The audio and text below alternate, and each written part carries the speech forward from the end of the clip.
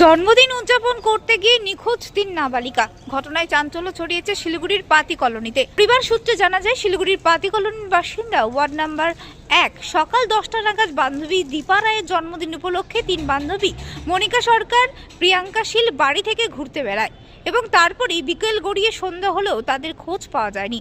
পরিবারের লোকজন তাদের খুঁজতে শুরু করে, আত্মীয় স্বজন থেকে শুরু করে শিলিগুড়ির বিভিন্ন জায়গায়। কোথাও কোনো খবর না পেয়ে অবশেষে তারা থানার দ্বারস্থ হয়। প্রধাননগর থানায় তারা একটি লিখিত অভিযোগ দায়ের করেন।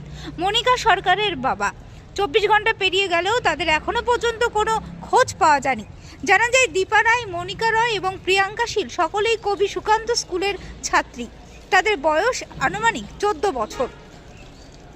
পরিবার সূত্রে জানা যায়, তাদের হাতে কোনো ফোন ছিল না। বান্ধবী জন্মদিন নিয়ে ঘুরতে যাচ্ছিল এবং সেখান থেকেই নিখোঁজ হয়ে যায় 3 নাবালিকা। খাওয়া দাওয়া করে বলছে একটু বান্ধবীর বাড়ি যাবো, ওকে সাথে নিব, নিয়ে খাওয়া দাওয়া করে পরিবারের লোকজন। দীপা রায়ের ছিল, প্রিয়াঙ্কা শীল, মনিকা সরকার আর বলে 3 জন মিলে বেরিয়েছে। আমাকে বললো, মা একটু ওখানে খাওয়া দাওয়া করে, আমি বললাম কয় ঘন্টা থাকবো? বলে 2-3 ঘন্টা থেকে চলে আসবো। আমি বলি তাড়াতাড়ি আসবি তো? বলে হ্যাঁ তাড়াতাড়ি আসবো। তারপরে আমি বলছি ঠিক আছে তাহলে আসবেই, তাহলে মিটিংটা সেরে আসি। তো মিটিংয়ে আসি স্কুল, তারপর দিদিকে ফোন করলাম, দিদি আসছে? বলে না আসেনি এখনো। তারপরে আমি 4টের দিকে বাড়ি গেলাম, দিদি আসছে? না আসেনি এখনো। তারপরে তখন থেকে আমরা খোঁজাখুঁজি চালু করে দিয়েছি। 3 জন মিলে। লাস্ট কখন, কালকে ওরা কখন বেরিয়েছিল বাড়ি থেকে? 10:30 না, ফোন নাই, কিচ্ছু নাই। কখন কথা হয়েছে?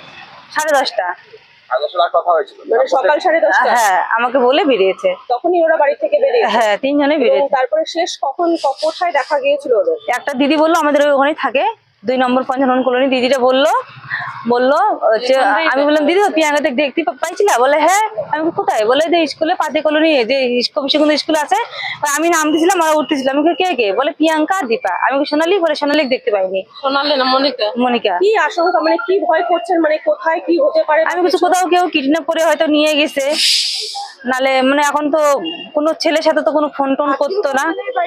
আত্মীয় স্বজন সবার কাছে ফোন করেছি, বন্ধু বান্ধবী সবার কাছে ফোন করেছি।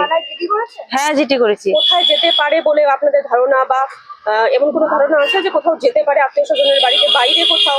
না, শিলিগুড়ির বাইরে না, কোথাও যেতে চায় না। যাবে না, ওরা না বলে তো যাবে না, বেরোই না। কবি সুকান্ত স্কুলে। কত বয়স আপনাদের মেয়েদের? 14 বছর বয়স। কোন ক্লাসে পড়ে? 7-এ পড়ে। আপনার মেয়ে? হ্যাঁ, আমার মেয়েও 7-এ পড়ে। আমার মেয়ে 8-এ পড়ে। শিলিগুড়ি শহर থেকে फिर 3 नाबालिका निखोज, কি বলবেন এই বিষয়ে? देखिए, जहाँ तक मुझे पता चला है, कल रात की घटना है।